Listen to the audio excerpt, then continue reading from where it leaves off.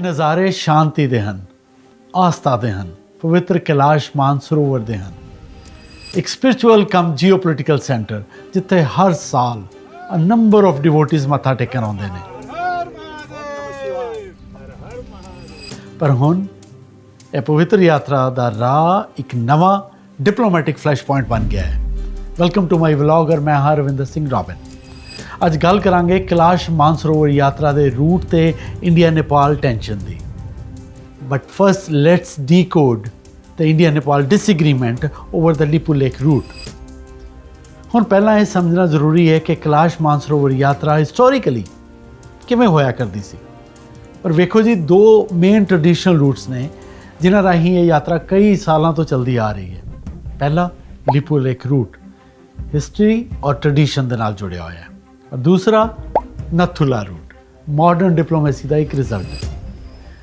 ਹੁਣ ਜਿਹੜੀ ਕੰਟਰੋਵਰਸੀ ਨੇਪਾਲ ਨੇ ਰੇਜ਼ ਕੀਤੀ ਹੈ ਉਹ ਸਪੈਸੀਫਿਕਲੀ ਲਿਪੂ ਲੇਕ ਰੂਟ ਨੂੰ ਲੈ ਕੇ ਹੈ। ਚਲੋ ਹੁਣ ਇਸ ਨੂੰ ਸਮਝਣ ਦੀ ਕੋਸ਼ਿਸ਼ ਕਰਦੇ ਹਾਂ ਕਿ ਨੇਪਾਲ ਦਾ ਕਲੇਮ ਕੀ ਹੈ ਔਰ ਇੰਡੀਆ ਦਾ ਸਟੈਂਡ ਕੀ ਹੈ। ਲੇਕਿਨ ਉਸ ਤੋਂ ਪਹਿਲਾਂ ਚਾਈਨਾ ਨੇ ਕੀ ਕਿਹਾ। ਚਾਈਨਾ ਨੇ ਕੁਝ ਦਿਨ ਪਹਿਲਾਂ ਐਲਾਨ ਕੀਤਾ ਕਿ ਲਗਭਗ 1000 ਦੇ ਕਰੀਬ ਸ਼ਰਧਾਲੂਆਂ ਨੂੰ ਕੈਲਾਸ਼ ਮਾਨਸਰੋਵਰ ਦੀ ਯਾਤਰਾ ਲਈ ਪਰਮਿਸ਼ਨ ਦਿੱਤੀ ਜਾਏਗੀ। ਤੁਹਾਨੂੰ ਯਾਦ ਹੋਏਗਾ ਕਿ 5 ਸਾਲ ਦੇ ਗੈਪ ਤੋਂ ਬਾਅਦ ਪਿਛਲੇ ਸਾਲ 2025 ਵਿੱਚ ਲਗਭਗ 750 ਦੇ ਕਰੀਬ ਭਾਰਤੀ ਸ਼ਰਧਾਲੂਆਂ ਨੂੰ ਕੈਲਾਸ਼ ਮਾਨਸਰੋਵਰ ਦੀ ਯਾਤਰਾ ਲਈ ਪਰਮਿਸ਼ਨ ਦਿੱਤੀ ਗਈ ਸੀ, ਉੱਥੇ ਗਏ ਸਨ। ਪਿਛਲੇ ਸਾਲ ਇਸ ਯਾਤਰਾ ਵਿੱਚ ਕੁਝ ਭਾਰਤੀ ਪੱਤਰਕਾਰ ਵੀ ਸ਼ਾਮਲ ਸਨ। ਉਹਨਾਂ ਵਿੱਚੋਂ ਮੇਰੀ ਮਿੱਤਰ ਔਰ ਸੀਨੀਅਰ ਜਰਨਲਿਸਟ ਯਸ਼ੀ ਸੈਲੀ ਵੀ ਉਸ ਡੈਲੀਗੇਸ਼ਨ ਦਾ ਹਿੱਸਾ ਸਨ।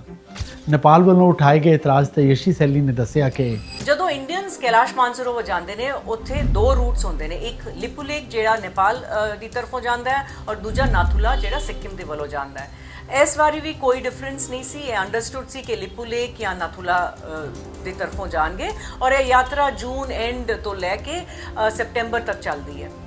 ਕੱਲ੍ਹ ਸਵੇਰੇ ਨੇਪਾਲ ਦੇ ਮਿਨਿਸਟਰੀ ਆਫ ਫੋਰਨ ਅਫੇਅਰਸ ਨੇ ਇੱਕ ਸਟੇਟਮੈਂਟ ਜਾਰੀ ਕੀਤਾ ਜਿਹਦੇ 'ਚ ਉਹਨਾਂ ਨੇ ਕਿਹਾ ਕਿ ਇਹ ਜਿਹੜਾ ਰੂਟ ਹੈ ਲਿਪੂ ਲੇਕ, ਇਹ ਇਸ ਤਰ੍ਹਾਂ ਹੀ ਨਹੀਂ ਡਿਸਾਈਡ ਕਰ ਸਕਦੇ ਇੰਡੀਅਨਸ ਚਾਈਨੀਜ਼ ਕਿ ਕੈਲਾਸ਼ ਮਾਨਸਰੋਵਰ ਦੀ ਯਾਤਰਾ ਇੱਥੋਂ ਲੰਘੇਗੀ, ਕਿਉਂਕਿ ਲਿਪੂ ਲੇਕ ਸਾਡਾ ਹਿੱਸਾ ਹੈ ਔਰ ਇੰਡੀਆ ਨੂੰ ਸਾਡੇ ਨਾਲ ਬਹਿ ਕੇ ਡਿਸਾਈਡ ਡਿਪਲੋਮੈਟਿਕਲੀ ਕਰਨਾ ਚਾਹੀਦਾ ਹੈ ਕਿ ਇਹ ਇਸ ਤਰਫੋਂ ਕਿਸ ਤਰ੍ਹਾਂ ਯੂਜ਼ ਕੀਤਾ ਜਾਏ।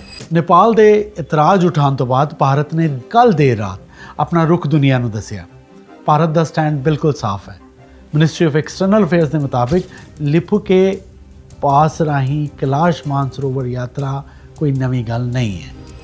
ਭਾਰਤ ਨੇ ਨੇਪਾਲ ਦੇ ਦਾਅਵਿਆਂ ਨੂੰ ਅਨਜਸਟੀਫਾਈਡ ਦੱਸਿਆ ਔਰ ਕਿਹਾ ਕਿ ਕਲੇਮ ਨਾ ਤਾਂ ਹਿਸਟੋਰੀਕਲ ਫੈਕਟਸ 'ਤੇ ਆਧਾਰਿਤ ਹੈ ਔਰ ਨਾ ਹੀ ਐਵੀਡੈਂਸਿਸ ਦੀ ਸਪੋਰਟ ਹੈ ਇਹਦੇ ਨਾਲ ਹੀ ਭਾਰਤ ਨੇ ਇਹ ਵੀ ਕਿਹਾ ਕਿ ਸਾਰੇ ਬਕਾਇਆ ਬਾਉਂਡਰੀ ਇਸ਼ੂਜ਼ ਡਾਇਲੋਗਸ ਐਂਡ ਡਿਪਲੋਮੇਸੀ ਰਾਹੀਂ ਹੱਲ ਹੋ ਸਕਦੇ ਨੇ।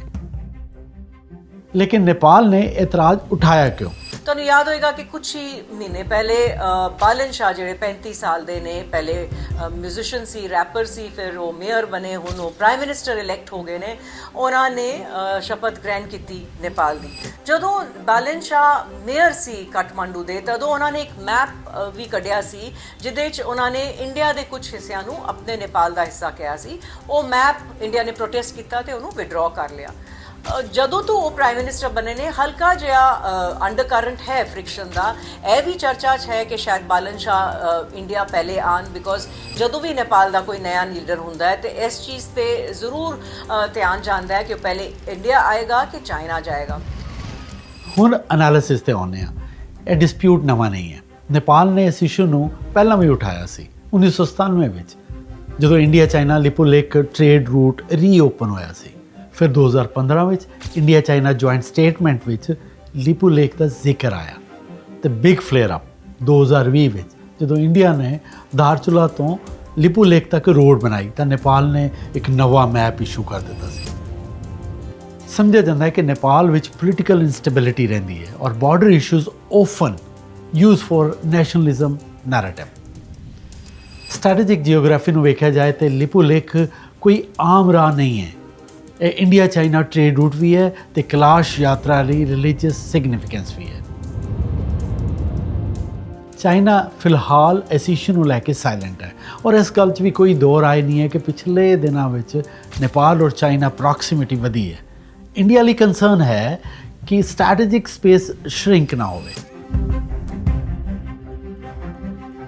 ਇਹ ਸਿਰਫ ਧਾਰਮਿਕ ਯਾਤਰਾ ਦਾ ਰੂਟ ਨਹੀਂ ਹੈ, ਇਹ ਹਿਮਾਲਯਨ ਜੀਓਪੋਲਿਟਿਕਸ ਦਾ ਇੱਕ ਸੈਂਸਿਟਿਵ ਜੰਕਸ਼ਨ ਵੀ ਹੈ, ਜਿੱਥੇ ਰਿਲੀਜਨ, ਹਿਸਟਰੀ ਔਰ ਸਟ੍ਰੈਟਜੀ ਆਲ ਇਨਸੈਕਟ ਕਰਦੇ ਨੇ।